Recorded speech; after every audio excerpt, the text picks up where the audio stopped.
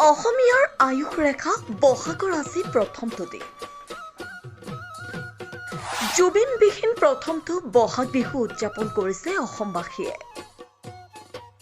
ভগৱন্তৰ লগতে জ্যেষ্ঠজনক সেৱা জনাই অসমীয়াৰ নৱবৰ্ষ আৰম্ভ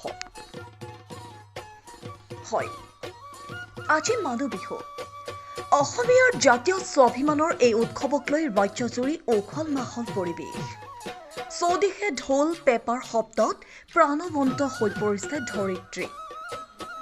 বসন্তৰ বতৰলৈ আৰম্ভ হোৱা ৰঙালীতে উৰ্বৰা হ'বলৈ যেন সাজু হৈছে ধৰিত্ৰী। 7 দিনীয়াকৈ পালন কৰা ৰঙালী বিহুৰ আজি দ্বিতীয়টো দিন। পৰম্পৰা অনুসৰিয়ে এই বিশেষ দিনটো মানুহ বিহু হিচাপে পালন কৰা হয়।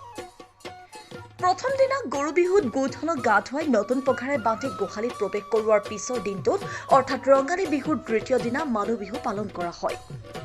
চতৰ দুমাহীৰ দিনা আৰম্ভ হোৱা এই বিহু 6 বহাগলৈকে পালন কৰা হয়। এই মানুহ বিহুৰ দিনা প্ৰতিটো পৰিয়ালৰ সদস্যসকলে পৰম্পৰাগত ৰীতি নীতিৰে বিহু পালন কৰা দেখা যায়। পৰম্পৰা অনুসৰিয়ে সৰুৱে ডাঙৰক সেৱা কৰে। পৰিয়ালৰ জ্যেষ্ঠসকলে কনিষ্ঠসকলক মৰম চেনেহ যাচে। এই দিনটোতে জীয়ৰী বোৱাৰীসকলে নিজে হাতে বোৱা বিহুৱান আপোনজনক উপহাৰ দিয়ে।